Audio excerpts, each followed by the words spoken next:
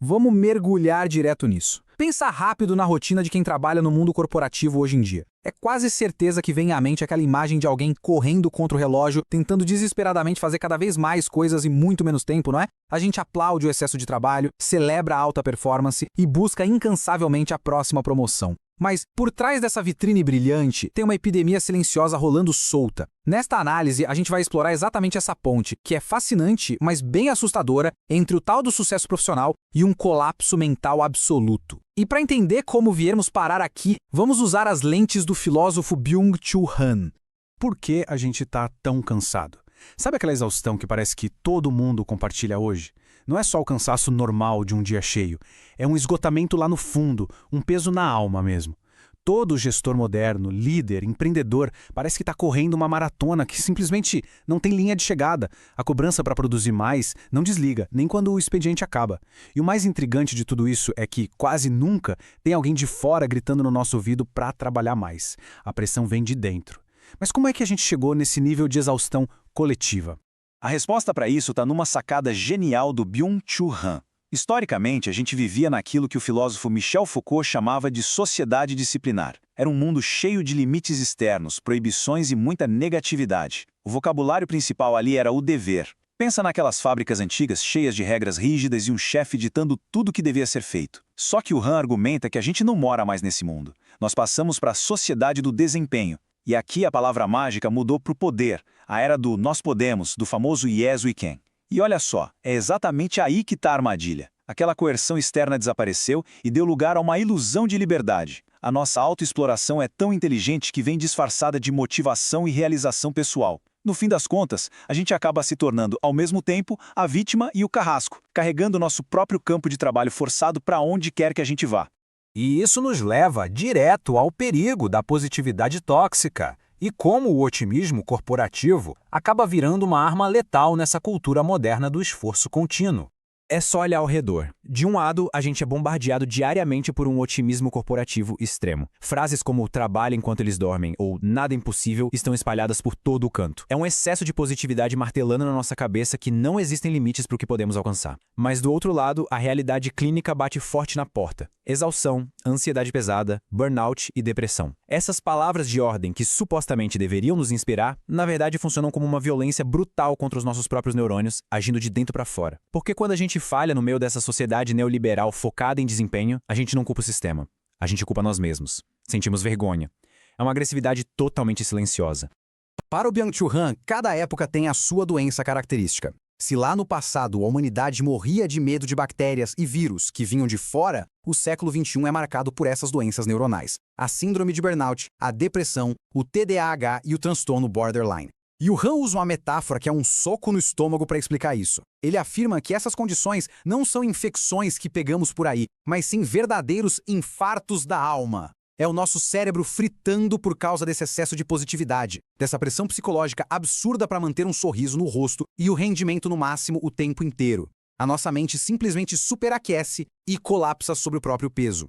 E a situação desanda de vez quando avaliamos o custo da hiperconectividade. É aqui que estamos perdendo a nossa vantagem estratégica em um verdadeiro mar de telas. Essa queda livre psicológica acontece em etapas muito claras. Tudo começa com os estímulos digitais constantes. É notificação, e-mail, grupo de mensagem, uma informação infinita que exige atenção a cada milissegundo. O que nos empurra para a segunda etapa, a famosa ilusão da multitarefa, o multitasking. Nessa sociedade do desempenho, conseguir fazer 1000 coisas ao mesmo tempo é celebrado como um troféu, não é? Mas a neurociência já deixou claríssimo que o cérebro humano é incapaz de focar em 2 tarefas complexas de verdade ao mesmo tempo. Ele só pula rapidamente de uma para outra, gastando uma energia mental altíssima. E o Han traz uma observação fascinante. Ser multitarefa é, na verdade, um retrocesso animal. Lá na natureza, um animal selvagem tem que dividir a atenção entre comer, cuidar do filhote e vigiar se tem predador chegando. Ele não tem o luxo de mergulhar em um pensamento só. Ao imitarmos isso no escritório, a gente perde a nossa capacidade humana e única de reflexão profunda. E aí, exaustos, caímos na terceira etapa, a sociedade paliativa. Estamos tão esgotados, tão sem energia, que só queremos anestesiar a dor. Fugimos de emoções difíceis e trocamos tudo por aquele prazer superficial e imediatista de rolar um feed sem parar. Ele resume esse fenômeno de um jeito cirúrgico quando diz que formamos um enxame digital. Uma massa de indivíduos isolados, sem alma, sem ação coletiva. A ironia da nossa época é gigantesca. A gente nunca teve acesso a tanta ferramenta de comunicação e, paradoxalmente, a gente nunca esteve tão isolado um do outro. A hipercomunicação das redes sociais engole qualquer momento de silêncio, produzindo um barulho ensurdecedor que não para nunca. A gente posta de forma frenética, dá like, exibe as rotinas correndo atrás de métricas, mas a gente deixa escapar conexão de verdade. Aquele olhar demorado para o outro, sabe? Evitamos a vulnerabilidade de um encontro real e acabamos nos enfiando nesse imenso enxame virtual onde está todo mundo amontoado, mas completamente sozinho. Mas felizmente tem um caminho para sair desse ciclo maluco. Vamos falar sobre o poder do não fazer e como a inatividade é um verdadeiro ato de resistência. A base para a gente desconstruir essa rotina destrutiva e encontrar um pouco de cura está documentada na obra A Sociedade do Cansaço. O diagnóstico do Hans sobre o nosso colapso coletivo pode parecer meio duro à primeira vista, mas a filosofia dele traz muita esperança. Ele defende que a gente precisa, urgentemente, resgatar um estado mental que jogamos fora no meio de tanta correria e toxicidade.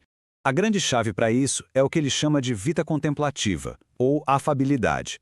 Basicamente, é a capacidade de treinar nossa mente para ter uma atenção profunda, totalmente livre dessa exigência de produção constante. É conseguir se permitir sentir um tédio profundo sem sair correndo para abrir a próxima aba no navegador do celular. Quando a gente para de ser uma engrenagem utilitária e pausa a máquina implacável do desempenho, é aí que a criatividade tem espaço de verdade para fluir.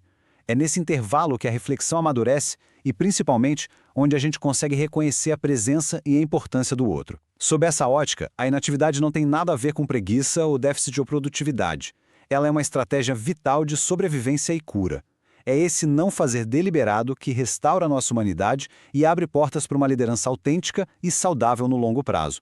O paradoxo que a gente precisa abraçar hoje é incrivelmente poderoso. Nunca estamos mais ativos do que quando não fazemos nada. Nunca estamos menos sós do que quando estamos a sós com nós mesmos. Nós fomos brutalmente condicionados a sentir culpa no instante em que a gente senta para descansar. Nos convenceram de que todo segundo acordado precisa gerar dinheiro, resultado ou ser otimizado para alguma coisa. Só que não. Aqueles momentos de quietude absoluta e de contemplação silenciosa não são falhas ou lacunas que precisam ser preenchidas por curtidas no smartphone. Pelo contrário, eles são a nossa maior e mais sofisticada conquista humana. Eles formam o único antídoto real e duradouro contra esse infarto da alma. Então, diante de tudo que a gente conversou hoje, essa armadilha da autoexploração com cara de liberdade, a violência dessa positividade tóxica e o isolamento que as telas criaram, fica uma provocação que precisamos fazer. O próximo grande marco profissional, ou bater aquele novo recorde de produtividade, isso realmente vale o preço da nossa alma contemplativa e da nossa capacidade de apenas existir em paz? A verdadeira e mais corajosa revolução nos dias de hoje talvez seja, pura e simplesmente, ter a audácia de não fazer absolutamente nada. Fica aí a reflexão.